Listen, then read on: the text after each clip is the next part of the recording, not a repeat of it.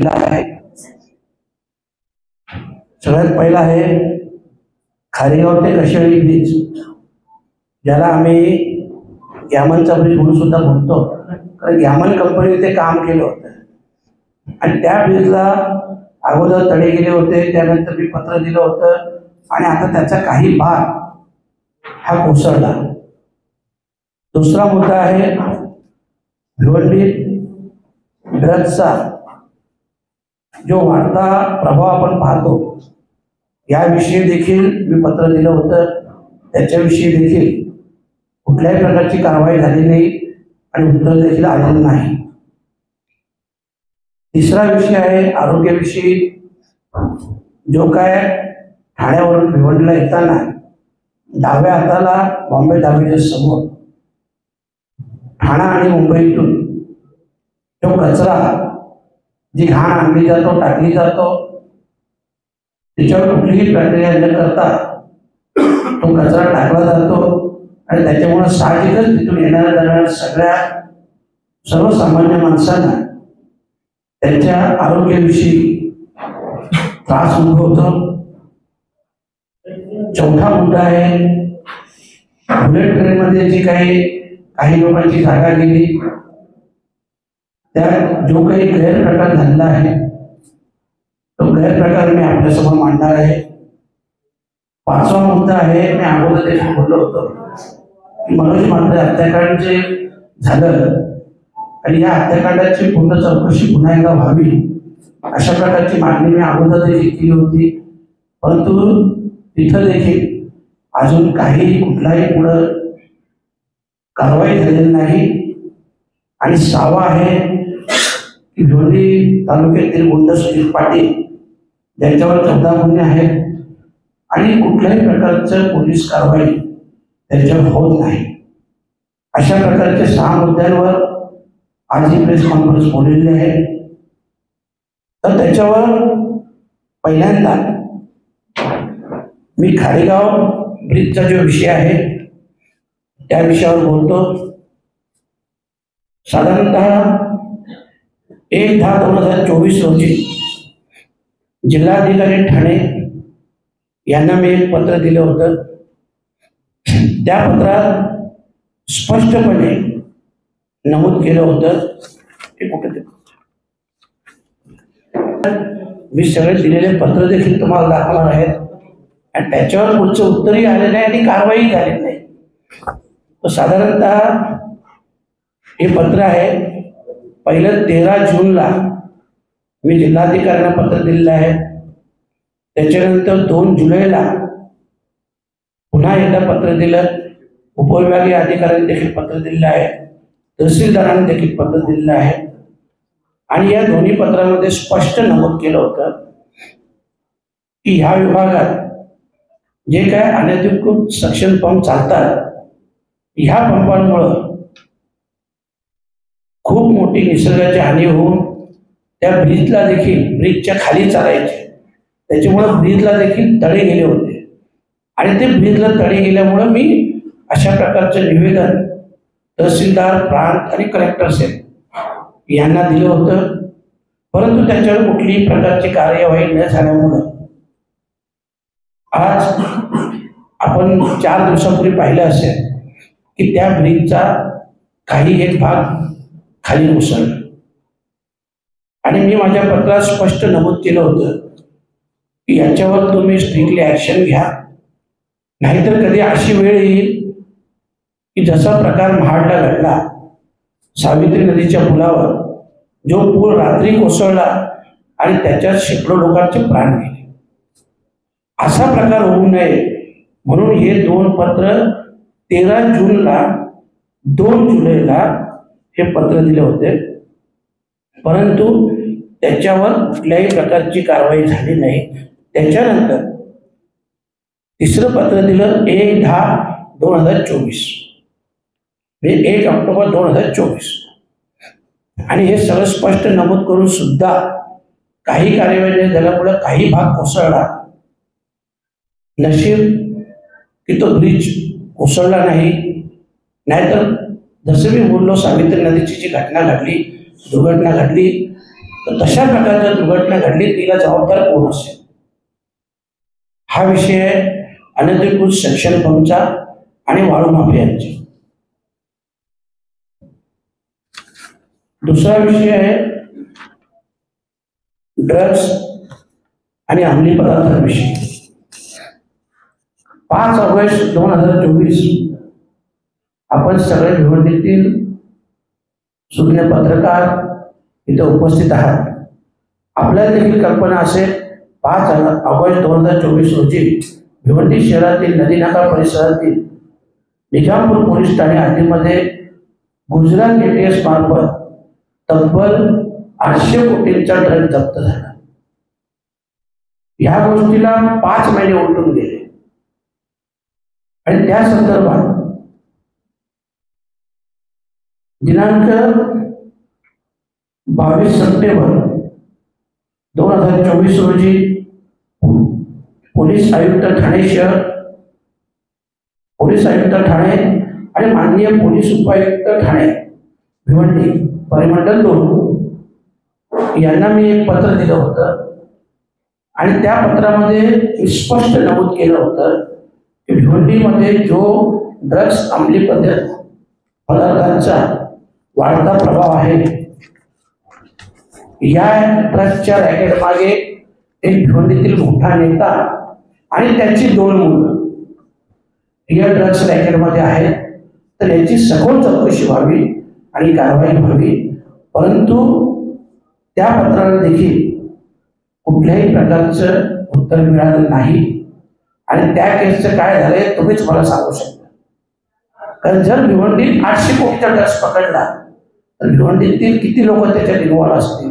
आणि मी स्पष्ट नमूद केलं होतं एक मोठा नेता आणि त्याची 2 मुलं ज्यांनी ड्रग्ज कामासाठी पूर्ण देखील कामाला ठेवलेले आहेत असं मी पत्रात स्पष्ट नमूद केलं होतं. मी या पत्राची तुम्हाला प्रत देखील देईल, परंतु त्याच्यावर आजपर्यंत काहीही कारवाई झालेली नाही. तिसरा विषय आहे जो कचऱ्याचा भराव. ठाणे आणि मुंबईमधून भिवंडीत आणून टाकला जातो. आपण सगळी मीडिया पाहत असाल, राजरोसपणे हा कचरा टाकला जातो. 2016च्या अगोदर त्याच्या समोर जिथं मी बोलतोय तिथं 2016च्या अगोदर लोक शेती करायची आणि हे त्याचे शेतीचे फोटो जे गुगलवर आहेत, जे गुगलच्या सर्चनुसार काढले आहेत 2016चे फोटो आहेत. त्याच्यानंतर 2018-19 एका बाजूला तुम्हाला शेती दिसते, सचिन पत्नी पोखऱ्याचं काम चालू आहे. हे कुठे आहे? त्या ब्रिजला लागूनच. त्याच्यानंतर तो पूर्ण पट्टा हा खोदून त्याच्यातून वाळू चोरी केली गेली. ती जागाही काही फॉरेनची जागा आहे, काही खाजणची जागा आहे आणि ह्या जागेत अनधिकृतपणे काही 100 करोडची वाळू ही काढली गेली. आणि आता त्याच्यानंतरचे पण माझ्याकडं काही फोटो आहेत की 2020-21 नंतर तिथं पूर्ण खाली झाली. कारण पूर्ण सगळा गाळ काढल्यामुळं तिथं खाली झाली आणि आता पुन्हा मुंबईचा जो ओला कचरा येतो, जी घाण येतो, जिच्याने सगळी दुर्गंधी पसरली जाते, आरोग्य भिवंडीकरांचं धोक्यात आलेलं आहे. असं हे कचरा तिथे टाकला जातो. 2022ला माझ्याकडे क्लिप आहे. तत्कालीन खासदार माजी केंद्रीय मंत्री कपिल पाटील हे त्या साईडवर जिथं अनधिकृत कचरा टाकला जातो तिथं स्वतः गेले. तिथली क्लिप आहे माझ्याकडे त्या तारखेची, त्यांची पाहणी केली. त्यावेळेस मनाला बरं वाटलं की खासदार साहेब याच्यावर कारवाई करायला गेले असतील, परंतु नंतर कळलं की त्यांना कुठल्याही प्रकारची त्यांनी त्याच्यावर कारवाई केली नाही. आणि ही गोष्ट आम्हाला समजण्यासारखी आहे. आज तिथं अगोदर रेती उत्खनन केलं, आता तिथे घाण टाकली जाते, पूर्ण खाडी नष्ट होण्याची वेळ आलेली आहे. हा झाला तिथला विषय कचऱ्याचा. त्याचं देखील पत्र तहसीलदारांनी देखील दिलं होतं. 2/9/2024 senior police station, Nagpur police station senior PI यांना देखील पत्र दिलं होतं. कलेक्टर साहेबांना देखील पत्र दिलं होतं. परंतु त्याच्यावर देखील, कारण ते तर मेन रोडला आहे, नुकतीच 15-20 दिवसापूर्वी ड्रेजर संदर्भात जी मीटिंग झाली, ॲडिशनल कलेक्टर जायभाई मॅडम यांच्याकडे जी मीटिंग झाली, त्याच्यात पण हा मी मुद्दा उपस्थित केला. तिथं तहसीलदार होते. तहसीलदारांना सांगितलं, तुम्ही ज्या रोडवरून रोज जाता आताही चला, आताही तिथं 20, 25, 30 डंपर उभे असते, तर आपण याच्यावर कारवाई का करत नाही? आणि हा खास करून जो भरावा आहे, जी घाण आहे, ही सगळी शासकीय जमिनीवर टाकण्यात येते. ऍक्च्युअल भराव टाकण्याची परवानगी दुसरीकडे आहे, परंतु टाकला जातो इकडं. त्या दिवशी या विषयावर चर्चा झाली. त्यावेळेस अधिकाऱ्याने थातुरमातुर उत्तर दिली, नाही ते याच्यात आहेत. तर मी त्याला बोललो, आणि याच्यापुढं ह्या सगळ्या गोष्टी आपण जागेवर जाऊन दाखवणार आहोत, मी देखील दाखवणार आहे. तर याच्यात ह्या गोष्टीचा आता मला पाठपुरावा करायचाच आहे, कारण शासन खूप निर्धावलं आहे, अधिकारी काम करत नाही. हा झाला विषय. त्याच्यानंतर पंतप्रधान नरेंद्रजी मोदी साहेब यांचे ड्रीम प्रोजेक्ट बुलेट ट्रेनचं, आणि या ड्रीम प्रोजेक्ट मध्ये काही 100 करोडचे गैरव्यवहार झालेले आहेत. त्याच्यातून काही व्यवहार जे झालेले आहेत संशयास्पद आहे. त्याच्यातील एक व्यवहार असा आहे की एक बोगस डेव्हलपमेंट ॲग्रीमेंट, बोगस म्हणण्यापेक्षा डेव्हलपमेंट ॲग्रीमेंट 2012, त्याची स्टॅम्प ड्युटी वगैरे काही भरली नाही. 2012चा ॲग्रीमेंट, पण त्याच्या स्टॅम्प पेपर हा 2015चा होता. म्हणजे विचार करा, 2015चा स्टॅम्प पेपर 2012ला कसा असेल, पण 2012ला तो ॲग्रीमेंट केला. 2016ला तो स्टॅम्प पेपर इश्यू झाला का, तो 2015चा आहे, पण त्याच्यावर ॲग्रीमेंट 2012चा दाखवलेला आहे. त्याच्यावर प्रशांत पुरुषोत्तम पाटील याचा एक फोटो आहे, ज्या फोटोवर तारीख वाईज 2018चा फोटो आहे, तारीख आहे त्या फोटोवर. आणि हे सगळे मी तुमच्याकडे पुरावे देणार. MMRDA माहिती मागवली असता MMRDAने असं स्पष्ट सांगितलं की बांधकाम परवानगी नाही, असे त्यांनी स्पष्ट सांगितले. कोर्टात स्टे देखील होता, स्टे दावा नंबर 52/2019 हे देखील चालू होता. नगर रचना परवानगी नाही, आणि खास करून विशेष बाब कोर्टाच्या आदेशाप्रमाणे मोजणी झाली, त्यामध्ये बेकायदेशीर गोडाऊन बांधकाम असा शहरात आहे. त्यानंतर सुद्धा मोबदलाधारक प्रशांत पुरुषोत्तम पाटील, देवेश पुरुषोत्तम पाटील, सुमित पुरुषोत्तम पाटील आणि सिद्धेश कपिल पाटील यांना 20,12,00,000 हा मोबदला दिला. जी जागा ज्याचं फक्त डेव्हलपमेंट ॲग्रीमेंट, याची स्टॅम्प ड्युटी भरली नाही, लिगल नाही, काही नाही, ॲग्रीमेंट 2016चं स्टॅम्प पेपर, 2012ला ॲग्रीमेंट दाखवलेला आहे, 2018 त्याच्यावर फोटो टाकलेला आहे. अशा परिस्थितीत त्यांना तेवढं दिलेलं आहे. आणि याच्या पलीकडे एक खूप महत्वाची गोष्ट आहे की याच्यात देखील अधिकाऱ्यांच्या आणि त्याचे पोट भरले नाही, तर पुन्हा 6 जून 2024 त्याच गोडाऊनचं फेर मूल्यांकन करण्यात आलं. आता 6 जून 2024 फेर मूल्यांकन करण्यात आलं. मला वाटत नाही कुठल्या शेतकऱ्याचं किंवा कोणाचं फेर मूल्यांकन झालं असेल, पण त्यांचं फेर मूल्यांकन झालं आणि शासनाने आता त्यांना त्या जागेचे 193 कोटी 13 लाख देण्यात यावे असा शासनाचा प्रस्ताव हा तिकडे पाठवलेला आहे. आता जागा तीच ऍक्च्युअल खूप मोठी गोष्ट अशी आहे का तिथे गोडाऊनच नव्हते. जे गोडाऊन होते जे हे लोक असे एक 10-12 कोटीचे असे रपले बांबू लावून असे ते गोडाऊन बनवतात, बाहेरून त्याचं व्हॅल्युएशन काढतात. आताही सांगतो, अलिबाग विरार कॉरिडॉर जो रस्ता जातोय त्या रस्त्याला देखील दिवे अंजूर पासून ते काल्हेर पर्यंत साधारणतः 5 लाख फुटाचे बोगस गोडाऊन निर्मितीचं काम चालू आहे. GroundPlus1 दाखवतात, ते कसे दाखवतात ते पण माझ्याकडे ती क्लिप आहे.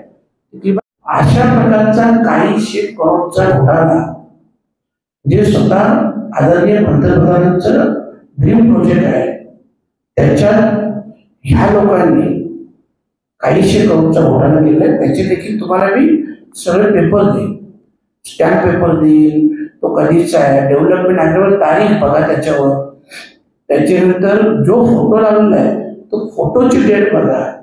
या सगळ्या गोष्टी तुम्हाला, आणि सगळ्या गोष्टी मी रिसर कोर्टात जाणार आहे. याच्यापुढं स्पष्टपणे जर या सगळ्या प्रकरणाला वाचा फुटली नाही, कारवाई झाली नाही, तर वेळ प्रसंगी आंदोलनही करेल. कुठल्याही प्रकारची माझी तयारी आहे, परंतु या सगळ्या गोष्टीवर कारवाई ही व्हायलाच पाहिजे. त्याच्यानंतर एक प्रकरण आपल्या सगळ्यांना कल्पना असेल, भिवंडीतील एक खूप मोठं राजकीय व्यक्तिमत्व आणि व्यवसायात देखील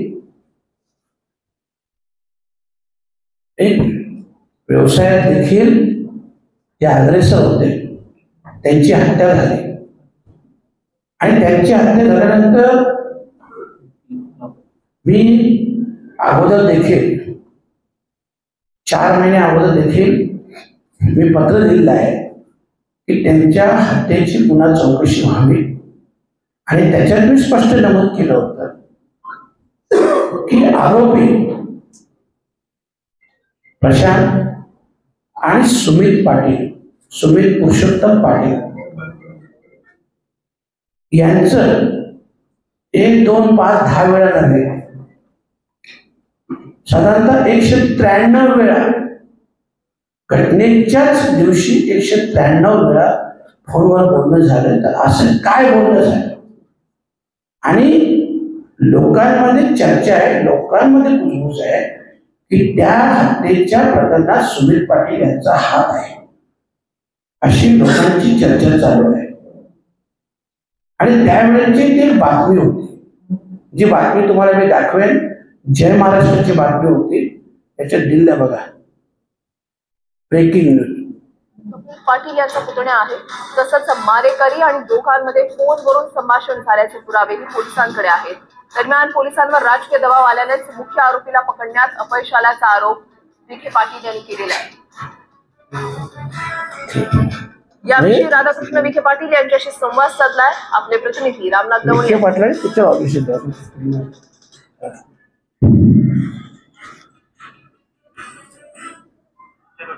भिवंडी येथील काँग्रेसचे सभागृह नेते मनोज म्हात्रे यांच्या हत्ये प्रकरणी जे आहेत आता वेगवेगळे प्रकरण जे आहेत ही समोर त्यांना पाहायला मिळतात. राजकीय हत्या आहे का याविषयीचा आशा आकांक्षा ज्या आहेत आरोप जो आहे हा करताना पाहायला मिळतो. आपल्यासोबत विरोधी पक्षनेते राधाकृष्ण विखे पाटील आहेत. सर, ज्या पद्धतीनं हत्या झाली, क्रूरपणे हत्या झाली, खरंच याच्याशी राजकारणाचा काही संबंध आहे का? एक उघड दिसतंय. मनोज म्हात्रे काँग्रेसचे सभागृह नेते होते, ज्येष्ठ नेते होते आणि त्या मतदारसंघातीलच खासदारांचा त्या ठिकाणी नाव घेतलं जातं. त्यांचे पुतणे जे आहेत त्याचा थेट संबंध त्या कोणाशी आहे. कॉल रेकॉर्ड जर पाहिले तर कॉल रेकॉर्ड मध्ये हे लक्षात येईल की त्यांच्या सूचना होत्या. या सगळ्या हत्या होत असताना त्या गुन्हेगारांना संरक्षण त्यांच्याकडे घरी दिलं गेलं अशी माहिती समोर येते. पोलीस यंत्रणेने तपास केलेला आहे. पोलीस यंत्रणा सुद्धा त्या बाबतीमध्ये कन्फर्म्ड आहे. पण तो दबाव तर शेवटी सत्ता पक्षाचा खासदार आहे, सत्ता पक्षातील लोक आहेत आणि त्यामुळे मला वाटतं पोलीस यंत्रणेवर असणारा दबाव लक्षात घेता आपण तीच मागणी केलेली आहे की ताबडतोब प्रकरण सीबीआयकडे सुपूर्द केलं पाहिजे, ही आमची मागणी आहे. लोकप्रतिनिधींची अशा पद्धतीने हत्या होते, त्याचप्रमाणे लोकप्रतिनिधी अशा पद्धतीचे SMS येतात धमकीचे, यामुळे कुठे ना कुठेतरी कायदा सुव्यवस्थेचा प्रश्न म्हणजे उपस्थित राहतोय का? सरकार कुठेतरी कमी पडतं. सगळ्या महापालिकेच्या जिल्हा परिषदेच्या निवडणुकामध्ये खुलेआम गुंडांना प्रवेश दिलेला आहे. आता गुंडा राज्यातले जेवढे गुंड आहे ते सगळे भाजपाजवळ पावन व्हायला लागलेले आहेत. आता यांचा एकदा तो कार्यक्रम करावा लागेल आपल्याला, त्यांचा शुद्धीकरणाचा वगैरे एखाद्या तीर्थक्षेत्रावर नेऊन. दुर्दैवानं जर गुंडांना जर एवढं राजश्री मिळतो, अभय मिळतं, उघड माझ्याला ते फिरतायत. राज्याच्या कायदा सुव्यवस्थेची स्थिती एवढी चिंताजनक आहे. राजकीय खून जे होत आहे ते आणखी गंभीर आहे. पण मी म्हटल्याप्रमाणे गुन्हेगारीला अभय मिळतो त्या ठिकाणी काय कोणत्या कायदा सुव्यवस्थेची आपण चर्चा करणार? नक्कीच मनोज म्हात्रे यांच्या हत्या प्रकरणानंतर कायदा सुव्यवस्थेचा प्रश्न जो आहे हा मोठ्या प्रमाणात गंभीर होत असल्याचं या ठिकाणी राधाकृष्ण विखे पाटील सांगतायत. संबंधित मनोज म्हात्रे यांच्या खुनाचं प्रकरण जे आहे याची चौकशी सीबीआयने करावी अशी देखील मागणी आपण करणार असल्याचंही या ठिकाणी विरोधी पक्षांकडून सांगण्यात येत आहे. कॅमेरामॅन महेशसह मी रामनाथ दवणे, मुंबई. अशा प्रकारचं जय महाराष्ट्र आणि तत्कालीन विरोधी पक्षनेते राधाकृष्ण विखे पाटील यांनी स्पष्ट खासदार कपिल पाटील, त्यांचा पुतण्या सुमित पुरुषोत्तम पाटील यांचं नाव घेतलं होतं. माझी एवढीच मागणी राहील की सुमित पुरुषोत्तम पाटील यांचा मोबाईलचा सीरिया हा आता पुन्हा एकदा तपासायला हवा. हे तपासणे खूप गरजेचं आहे, कारण अशा प्रकारच्या ज्या दुर्दैवी घटना घडतात या घटना होणे जेवढं निषेधार्ह आहे त्यापेक्षा या घटनेला पोषक वातावरण किंवा त्या लोकांना जी काही ताकद मिळते, जी काही अशा लोकांकडून ताकद मिळते, अशा लोकांवर कारवाई व्हावी अशा प्रकारची मागणी मी केलेली आहे. आणि आता देखील उद्या या सगळ्या संदर्भात माननीय पोलीस आयुक्त असतील, माननीय SP साहेब असतील, माननीय कलेक्टर साहेब असतील, तर आज कलेक्टर साहेब दिल्लीला आहे, म्हणून या सगळ्यांना सेक्शन 2चा विषय असेल, याचा विषय असेल, मी भेटणार आहे. त्याच्यानंतर एक विषय आहे सुजित मधुकर पाटील यांच्यावर गंभीर स्वरूपाचे 302, 307 असे एकूण 14 गुन्हे दाखल आहेत. नारपोली पोलीस स्टेशनला 2017 मध्ये मनोज म्हात्रे यांच्या हत्येमध्ये त्यांच्यावर मोक्का अंतर्गत कारवाई झाली. 8/9/2022 न्यायालयाने अटी व शर्तीवर त्यांची जामिनावर सुटका केली. त्यानंतर जामिनावर सुटका केल्यानंतर देखील त्यांनी 4 गुन्हे केले. 4 गुन्हे केले म्हणून त्याच्यानंतर नारपोली पोलीस स्टेशनकडून त्यांच्यावर हद्दपारीची कारवाई झाली. ही कधी झाली? हद्दपारीची कधी कारवाई झाली? पोलीस स्टेशन आणि DCP ऑफिस यांच्या माहितीनुसार 13 नोव्हेंबर 2024 रोजी त्याला हद्दपार करण्यात आलं. त्याच्यानंतर देखील 2 गंभीर गुन्हे, 307 सारखा देखील गंभीर गुन्हा 43 दिवस अगोदर, तारीख कुठे? त्याच्यानंतर तडीपारमध्ये देखील असताना 8/12/2024 रोजी त्याच्यावर 307चा गुन्हा दाखल झाला आणि तोही याच हद्दीत, म्हणजे त्याच्या घरापासून अवघ्या 3 किलोमीटरच्या अंतरावर. त्याच्यानंतर ज्याच्यावर हल्ला झाला त्या मिलन पाटीलनी 15 दिवसात SP साहेबांकडं, IG साहेबांकडं एक पत्र दिलं की जो ऑलरेडी त्याची मोक्कातून मुक्तता झालेली आहे आणि पुन्हा 307चा जो गुन्हा दाखल झालेला आहे तर त्याला पुन्हा या केसमध्ये मोक्का लावण्यात यावा.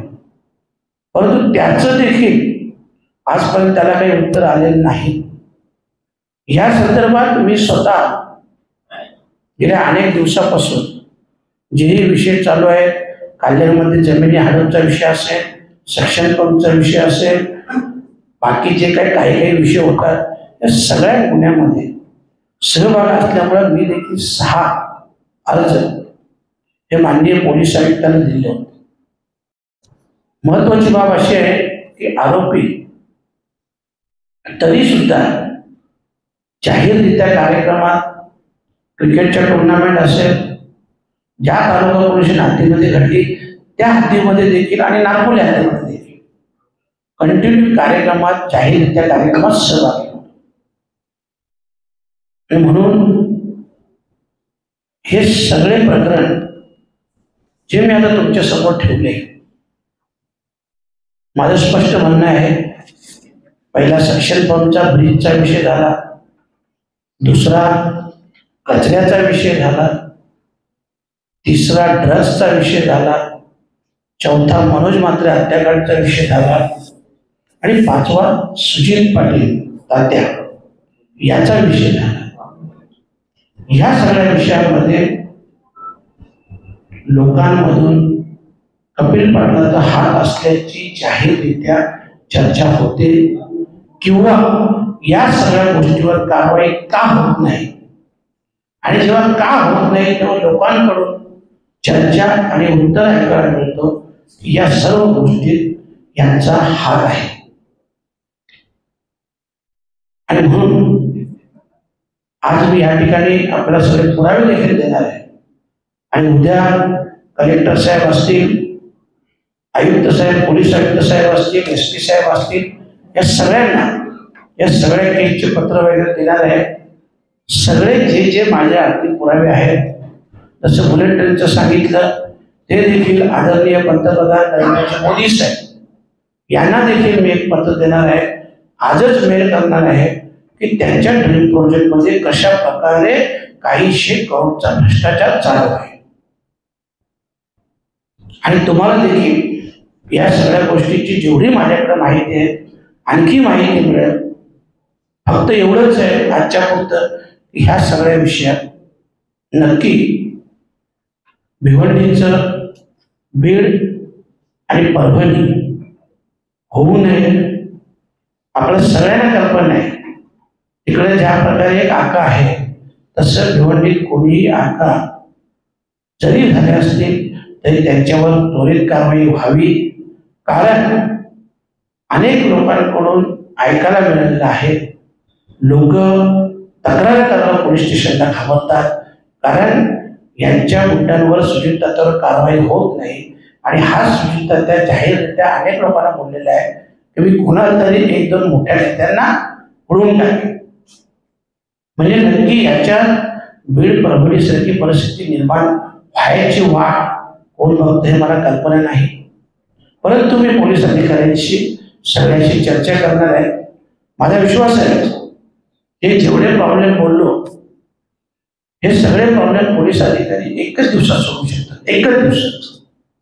परंतु याच्यात जो काय राजकीय हस्तक्षेप चालू आहे, हा हस्तक्षेप थांबला पाहिजे.